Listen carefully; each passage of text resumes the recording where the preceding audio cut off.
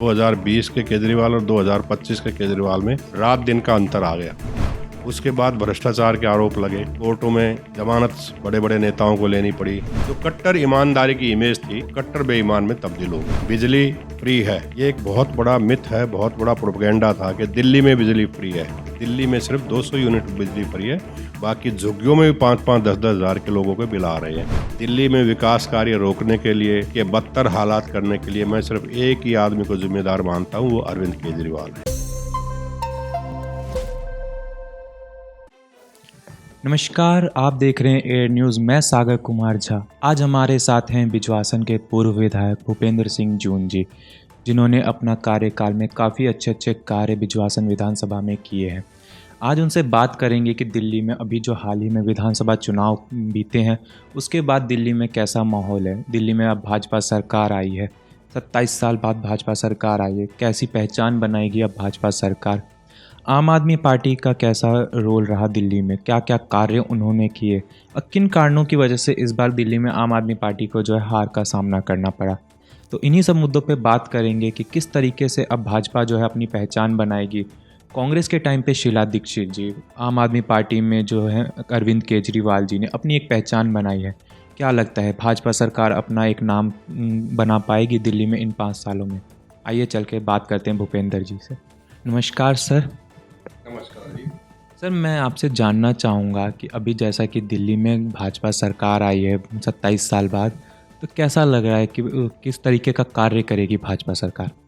देखिए, भाजपा सरकार कैसा कार्य करेगी, जो मोदी जी ने दिल्ली की जनता को गारंटीज दी है, वो दिल्ली के विकास के लिए बहुत बड़ी उपलब्धि है। और भाजपा हो, चाहे भाजपा के नेता हो या कार्यकर्ता हो, सबको पूर्ण विश्वास है मोदी जी की गारंटीज में। और दिल्ली का पोल्यूशन हो, दिल्ली का सीवरेज की प्रॉब्लम हो, पानी की प्रॉब्लम हो, जमुना को साफ करने की प्रॉब्लम हो, ये भाजपा सरकार की प्राथमिकता है और इन विषयों पे ज़बरदस्त काम होगा और उसे आप आने वाले दिनों में देखेंगे।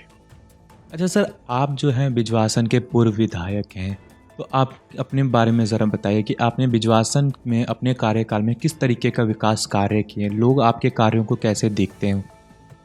देखिए, 2020 से 2015-25 का जो टेन्योर था, इसमें 1.5-2 साल चले गए कोविड में, तो हमें काम करने के लिए मुश्किल से 3 साल मिले होंगे। इन 3 सालों में बिजवासन विधानसभा में विकास के अभूतपूर्व कार्य हुए। कोई भी ऐसा एरिया नहीं है जहां काम ना हुए हों, चाहे बिजवासन वार्ड हो, चाहे महिपालपुर वार्ड हो, कापासेड़ा वार्ड हो, राजनगर वार्ड हो, द्वारकाशी वार्ड हो। हमने स्पोर्ट्स कॉम्प्लेक्स बनाए, हमने हर गांव में चौपाल हो, चाहे हरिजन चौपाल हो, यादव चौपाल हो, जनरल चौपाल हो, सबका रेनोवेशन करवाया। इवन बिजवासन गांव में एक कब्रिस्तान जो है उसको रेनोवेट किया मुस्लिम भाइयों के लिए। तो पानी की समस्या का समाधान किया, गलियां बनाई, सड़कें बनाई। अंबेडकर कॉलोनी बिजवासन में भी हमने सड़कें बनाने का एक बहुत बड़ा कार्य शुरू किया, जो आजकल भी चल रहा है।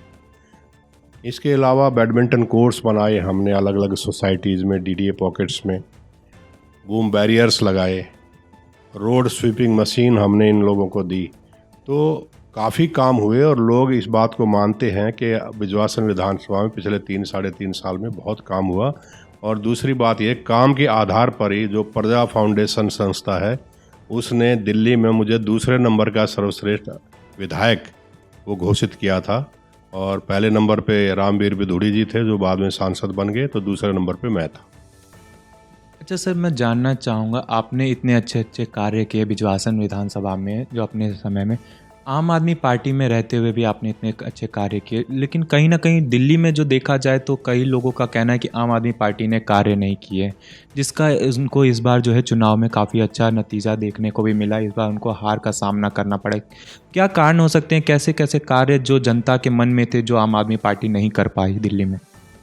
देखिए, 2015 से पहले के केजरीवाल और 2025 के केजरीवाल में, या 2020 के केजरीवाल और 2025 के केजरीवाल में रात दिन का अंतर आ गया। 2020 से पहले ये जनता से जनता दरबार लगा के मिलते थे, उनकी समस्याएं सुनते थे, समाधान करते थे। लेकिन 2020 के बाद वो सिलसिला बंद हो गया। उसके बाद भ्रष्टाचार के आरोप लगे, कोर्टों में जमानत बड़े बड़े नेताओं को लेनी पड़ी, उससे इमेज बहुत ज़्यादा डेंट हुई, चाहे शराब घोटाला हो, चाहे शीश महल घोटाला हो। अब ये जो शीश महल की बातें उठ रही हैं, पहले एक पुराना मकान था सीएम का, हम उसमें जाते थे, आपने वही रेनोवेट कर लेना चाहिए था। नया बनाने की ज़रूरत क्या थी जिसमें आपने 50 करोड़ से ज़्यादा का पैसा लगा दिया। और वैसे हम आम आदमी पार्टी ये क्लेम करती थी कि भाई हम तो ना बंगला लेंगे, ना गाड़ी लेंगे, ना कोई सुविधा लेंगे। तो इन चीज़ों ने आम आदमी पार्टी की इमेज पे बहुत ज़्यादा असर डाला और लोगों को लगा कि अब आम आदमी पार्टी नहीं रह गई, ये खास आदमी हो गए हैं। इसके अलावा भी दूसरे बहुत सारे भ्रष्टाचार के आरोप लगे, ये घपले हुए, और लोगों ने जो कट्टर ईमानदारी की इमेज थी वो कट्टर बेईमान में तब्दील हो गई। सर आपको लगता है कि सत्येंद्र जैन, अरविंद केजरीवाल और मनीष सिसोदिया जी ने जो ये काम किए हैं, इसकी वजह से जो है पार्टी जो है कमज़ोर पड़ रही है अब? सत्येंद्र जैन जी का शराब घोटाले से कोई मतलब नहीं था। उनका अपने मसले थे, ज़मीन की खरीदारी दिल्ली में करना, शेल कंपनीज बनाना। मनीष सिसोदिया जी डायरेक्ट इन्वॉल्व थे पॉलिसी फॉर्म करने में एक्साइज की, तो उनको 2 साल जेल, तकरीबन 2 साल जेल में रहना पड़ा। अरविंद केजरीवाल जी को भी 6 महीने जेल में रहना पड़ा। तो इससे पार्टी के असर जो है ना बहुत ज़्यादा इमेज पे डेंट हुआ, और जिसकी वजह से लोगों ने इस बार पार्टी का साथ नहीं दिया। अच्छा सर, आपको क्या लगता है आम आदमी पार्टी की जो ये फ्री की योजनाओं का प्रचार था, इस बार चुनाव में कारगर साबित क्यों नहीं हो पाया? देखिए, फ्री की योजनाओं का कितने लोगों को लाभ है? आप कह सकते हो झुग्गियों में लाभ है, महिलाओं को लाभ है। अब सभी महिलाओं को नहीं है। अब एक कॉमन सी कंप्लेंट थी कि महिलाओं की बस फ्री है, लेकिन बस वाले महिलाओं को देख के रोकते नहीं थे। बिजली फ्री है, ये एक बहुत बड़ा मिथ है, बहुत बड़ा प्रोपेगेंडा था कि दिल्ली में बिजली फ्री है। दिल्ली में सिर्फ 200 यूनिट बिजली फ्री है, बाकी झुग्गियों में भी 5-5, 10-10 हज़ार के लोगों को बिल आ रहे हैं। और जहाँ तक सवाल है पावर कट का, पावर कट 6 से 7 घंटे, जो मेरे एरिया की रंगपुरी पहाड़ी की झुग्गियाँ थी उन पर 6 से 7 घंटे का पावर कट आज भी लगता है। तो ये जो फ्री की योजनाएं थी, जो मिडिल क्लास था उसको कोई बेनिफिट नहीं, जो अपर क्लास था उसको कोई बेनिफिट नहीं, जो लोअर क्लास था उसको कुछ हद तक बेनिफिट था। लेकिन कल सुप्रीम कोर्ट ने कहा कि ये फ्री सब कुछ करके हम पैरासाइट कंपनी तैयार कर रहे हैं, परजीवी एक ग्रुप बना रहे हैं, जो जिनको फ्री में राशन मिलेगा, फ्री में पैसा मिलेगा, तो वो काम क्यों करेंगे? उससे देश का, दिल्ली का विकास रुक जाएगा। तो ये जो पॉलिसीज़ हैं ये शॉर्ट टर्म गेन के लिए हैं, लेकिन लॉन्ग टर्म में दिल्ली का भी नुकसान है और देश का भी नुकसान है। सर, आपने बताया कि जो है लॉन्ग टर्म पॉलिसी में देश का नुकसान है। कहीं ना कहीं आम आदमी पार्टी के कार्यकाल में देखा भी जा रहा था कि जो फ्री की बस सर्विस थी उसमें काफ़ी ज़्यादा जो डीटीसी थी घाटे में जा रही थी। आए दिन उसके कर्मचारी जो है आंदोलन पे आ रहे थे। जल विभाग भी घाटे में जा रहा था, बिजली विभाग भी घाटे में था। कहीं ना कहीं भाजपा सरकार भी इन चीज़ों को कहीं ना कहीं कह रही है कि ऐसे ही कंटिन्यू रखेगी, इसके साथ कोई छेड़छाड़ नहीं करेगी। अगर केजरीवाल जी के टाइम पे घाटे में चल रही थी चीज़, तो भाजपा सरकार इन चीज़ों को फिर कवर कैसे करेगी अगर वो भी फ्री में चला रही हैं तो? देखिए, मोदी जी ने जब दिल्ली में इलेक्शन के दौरान एक बात कही थी कि जो एग्जिस्टिंग कल्याणकारी योजनाएं हैं हम उनको जारी रखेंगे, लेकिन मॉडिफिकेशंस के साथ उनको इफ़ेक्टिव तरीके से लागू करेंगे। अब क्या है, इन स्कीम्स का ऐसे लोग भी बेनिफिट ले रहे थे जो इंटाइटल नहीं है, प्रॉस्परस हैं, अच्छा किराया आ रहा है, लेकिन वो EWS में है, फ्री का राशन ले रहे हैं। ऐसे ही जो ओल्ड एज पेंशन है, दूसरी स्कीम्स है, उनका बेनिफिट वो लोग भी उठा रहे थे जिनको नहीं उठाना चाहिए। तो ऐसे लोगों को बाहर निकालना पड़ेगा, और आप देखेंगे जब इनको वीड आउट करेंगे तो एक एक्चुअल में जो बेनिफिशियरी होने चाहिए उनका एक ग्रुप निकल के आएगा, और वो बहुत बड़ा नहीं होगा, और भाजपा सरकार इसको आसानी से इन स्कीमों को जारी रख सकेगी। अच्छा सर, दिल्ली वालों का एक सपना है, हम बहुत सालों से कई सारी पार्टियां आई, कांग्रेस आई, आम आदमी पार्टी आई, सबने वादा किया पर पूरा कोई नहीं कर पाई। यमुना की सफाई का भाजपा सरकार ने भी यमुना की सफाई का वादा किया है। क्या लगता है भाजपा सरकार यमुना को साफ कर पाएगी? जो दिल्ली वालों का सपना है साफ यमुना देखने का, वो पूरा हो पाएगा इन 5 सालों में? देखिए, हमें पूर्ण विश्वास है। जैसे साबरमती में रिवर फ्रंट बना, जैसे गंगा को जगह जगह से प्रदूषण मुक्त किया गया भाजपा सरकार द्वारा या यूपी की सरकार द्वारा, दिल्ली में भी जो यमुना का प्रदूषण है, यमुना की सफाई बिल्कुल होगी, और भाजपा सरकार इसमें कर पाएगी, क्योंकि भाजपा सरकार ये काम करने के लिए कैपेबल है, सक्षम है। और हमें पूर्ण विश्वास है कि बहुत जल्द आप देखेंगे 3 साल के अंदर अंदर कि कितना बदलाव यमुना की सफाई में आया है। अच्छा, कहीं न कहीं सुनने में आता है कि यमुना की सफाई के लिए आम आदमी पार्टी को केंद्र से 8,000 करोड़ का अमाउंट भी सैंक्शन हुआ था।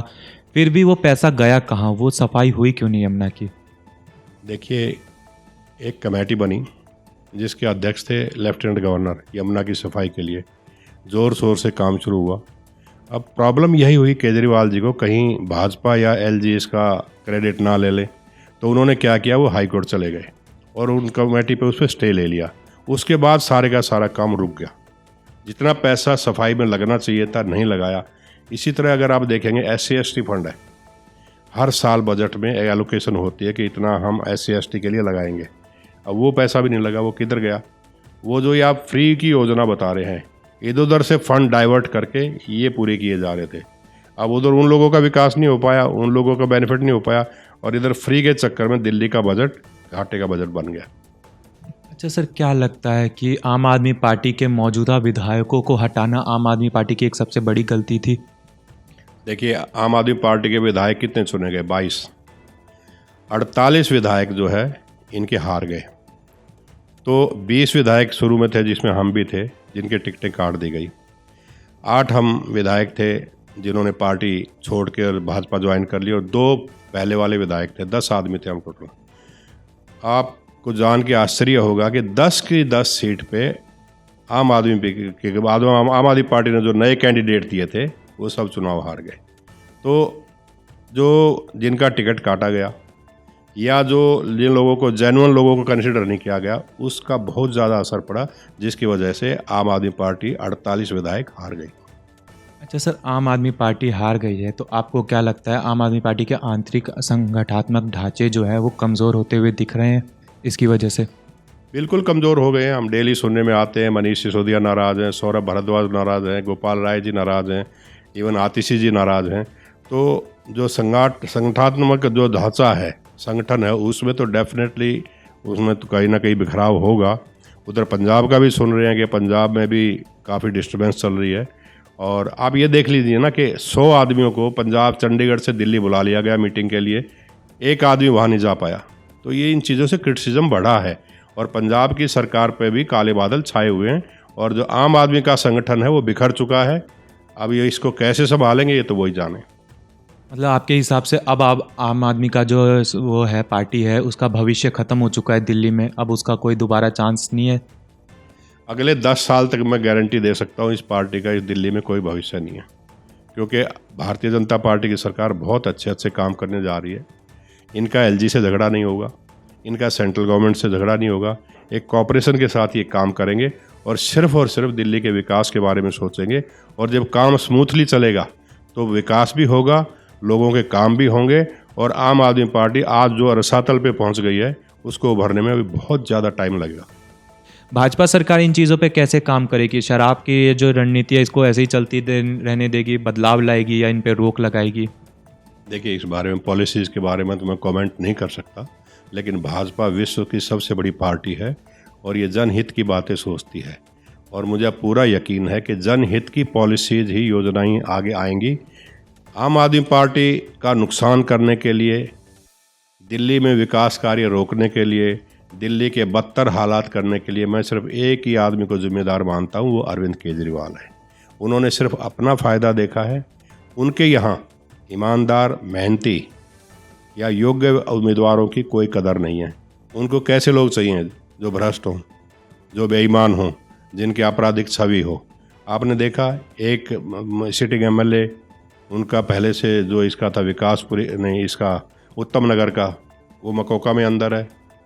अब आपने देखा कल परसों जो अमानतुल्लाह खान है ओखला के MLA, उन्होंने क्या किया, ज़बरदस्ती पुलिस कस्टडी से एक एक्यूज को छुड़ा के ले गए।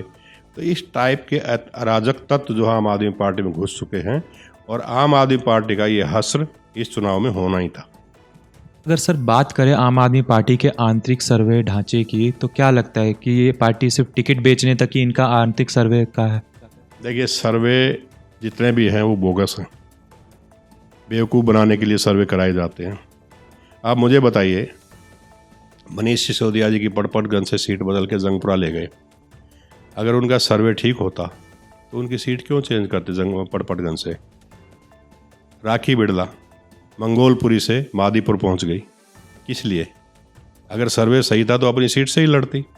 दूसरे, करावल नगर का आप एग्जाम्पल लीजिए।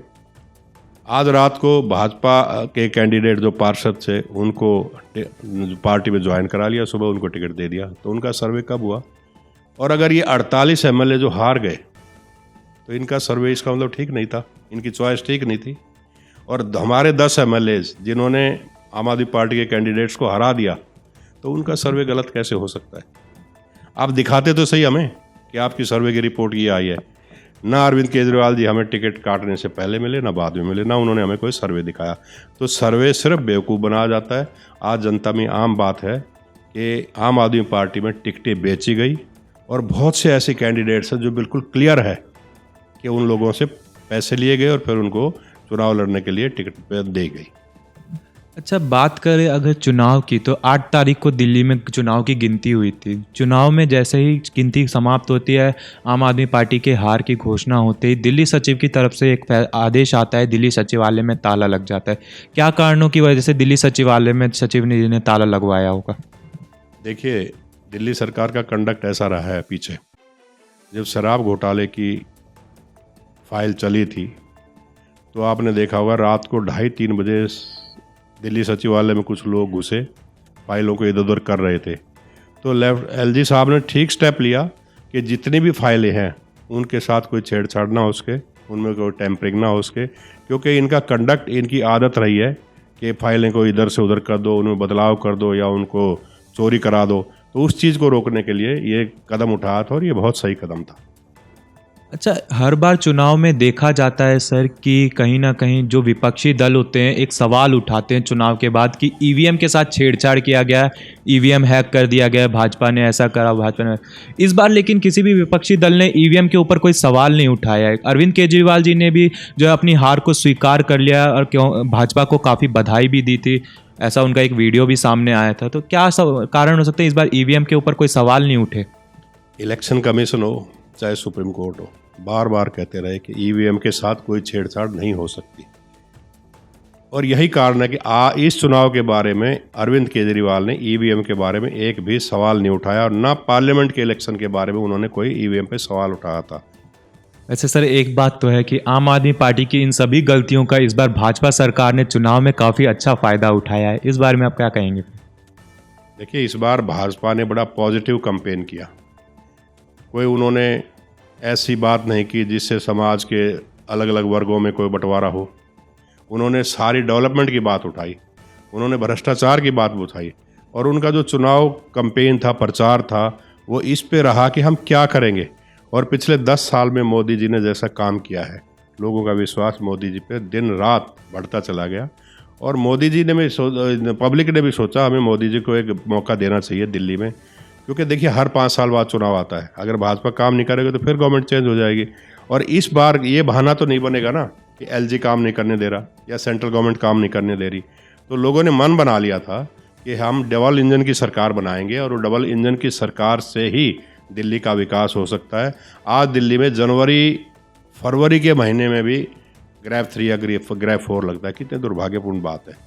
गर्भवती महिलाओं को डॉक्टर ये कहते हैं कि अपने बच्चे का जन्म दिल्ली से बाहर कराओ, नहीं तो उसके ऐसी कोई वो बीमारी लग जाएगी कि सारी उम्र उसको आगे लेकर भुगतना पड़ेगा। तो मैं इसलिए कह रहा हूँ कि मोदी जी पे लोगों को विश्वास है, मोदी जी की नीतियों पे विश्वास है और भाजपा का जो पॉजिटिव कैंपेन इस बार इलेक्शन में रहा उसका बहुत ज़बरदस्त फ़ायदा मिला। और बाकी इनके जो गैर कानूनी काम कह सकते हैं आप, जनता विरोधी पॉलिसीज़ कह सकते हैं, एक के ऊपर एक फ्री शराब बांट के लोगों के घरों को बर्बाद कर दिया, तो इन पॉलिसीज़ की वजह से आम आदमी पार्टी को नुकसान हुआ और भाजपा ने इसको हाईलाइट किया तो भाजपा चुनाव जीत गई। तो मोदी जी जिस लाइन पे काम कर रहे हैं, गडकरी जी जिस लाइन पे काम कर रहे हैं, देश का विकास निश्चित है और 2047 तक भारत एक विकसित राष्ट्र होगा। जी, आपका बहुत बहुत धन्यवाद सर, आपने अपना काफ़ी कीमती समय हमें दिया, इसके लिए धन्यवाद। तो ये थी यहाँ पे हमारी भूपेंद्र सिंह जून जी से हमारी बातें, जिनका भाजपा सरकार में काफ़ी अच्छा कार्यकाल रहने वाला है। देखते हैं कैसा ये भाजपा में रहते हुए आगे जनता की सेवा करते हैं। तो यही थी भूपेंद्र जी से हमारी बातें। मैं सागर कुमार झा, आप देख रहे हैं एयर न्यूज़। धन्यवाद।